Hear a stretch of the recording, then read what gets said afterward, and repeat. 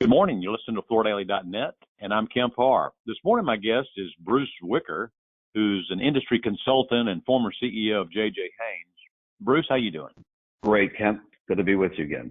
Yeah, it's good to talk to you. You're over there in Europe, and you attended the Domotex show, the first Domotex show in 3 years, thanks to COVID.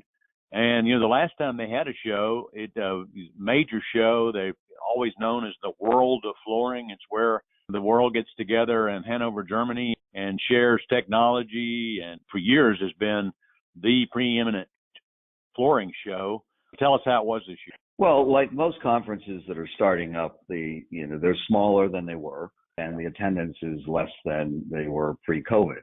That being said, it was very well organized, and the manufacturers who attended said they had very good traffic. I mean, Thursday was great. Friday was great. Today, obviously, it starts to tail down. But the manufacturers also said that the people who are coming to the booth, like we hear at most conventions, they're serious. So if they come, they want to buy, they want to learn, they want to make the contacts. So we're in this post-COVID reality as it relates to conferences, and Domotex is not immune to that. But those who were there were pleased with the customers coming to the booths. And I would say in general, there was good energy. I know by talking to the Dolce Messe folks who put the show on, and in 2020, the show had 11 halls. They had pared it down to 5 halls this year, and it was going to be a big focus on carpets and rugs, and then I think 1 hall devoted to hard surface material. So, they were anticipating, especially with this bow year, that every other year they compete with the bow show.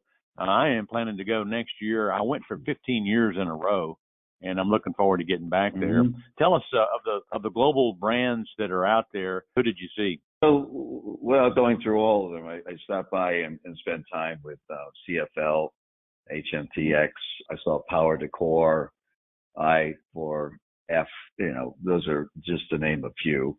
Right. But yeah, and those that came were happy. Yeah. I think Unilin was there and Belingay as well. We've gotten press releases for them that they were going to be there. Yes. So as usual, this is going to be a big technology, a place to introduce innovation. I know CFL was going to continue to talk about their B-Light technology and their quiet technology. I know much of the multi-layered flooring core technology has been launched at Domotex. Did you see any new core technology? Yeah, I did. And just in general, I think that it's also a place where design and green design in particular were front and center. And on the technology side, the CFL, their new products related to the sound features, the quiet, firm fit, and so on. That was terrific. And by the way, you've got to go see, they have a booth, which I'm sure they'll have at Surfaces, which is, I won't tell you about it. I'll leave it as a teaser. You got to go see it. So yeah, okay. that made quite an impression on me. The other one was at HMTX.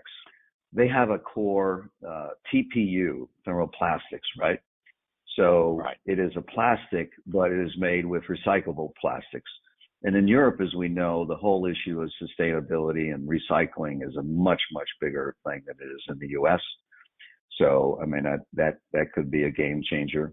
At Power Decor, they have a core which was a mineral core, but not MgO, right? Not magnesium oxide. It was quartz. So I hadn't seen that before. I thought that was very interesting, and they described some of the chemistry to me, which was a little over my head, but it's a combination of materials, but they call it a quartz core. Yes, I think as an industry, we want to stay away from the words non-PVC because I think we're shooting ourselves in the foot in terms of the product category. So there's space for PVC and there's other kinds of cores. But yeah, so that's what struck me relative to the cores. Yeah, Harlan Stone came to NeoCon last year in Chicago and started talking about this TPU core. So, I know that's going to be a big push for them. Oh, the other interesting thing on the technology side is digital printing. So in Europe, they're doing more digital printing, and it's coming to the U.S. It's not there, but it's not there to the extent that it is in Europe. And in the digital printing, on SPC, there's no wear layer. So there's a lacquer, and that is the equivalent in terms of performance characteristics as a wear layer. So we're going to have an education issue in the U.S. and how do we translate the standards for the product relative to the digital printing. That's another interesting technology aspect that I learned about.